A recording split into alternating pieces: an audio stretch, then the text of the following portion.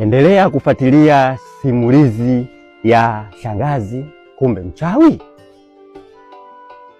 Baada ya baba mdogo kuniambia, mwanangu, utakufa kuendelea kufuatilia habari hii, acha kabisa, yaani tena usifuatilie kabisa tena. Mimi baba yako mdogo nakwambia usisubutu kufuatilia habari hii. Nikasema sawa.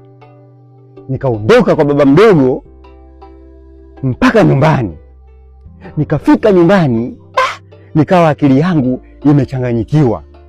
Nini nifanye kuhakikisha nampata baba yangu, kwa sababu nimemuona akiwa bado yuko hai. Ina maana tulichokwenda kukizika sio yeye.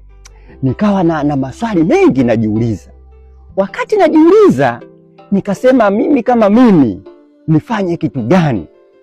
Na kwa nini baba mdogo ameniambia namna hile, hajatoa ushirikiano wakati nimemuelewesha kabisa yaliyotokea na niliyoyaona? Baba mdogo kwa nini kaniambia vile? Nikawa najiuliza, kwa nini baba mdogo ananiambia usifuatilie habari hizi utakufa? Kila nikijitengeneza mawazo naona inanipa tabu sana. Nikasema sawa, siwezi kukubali kushindwa.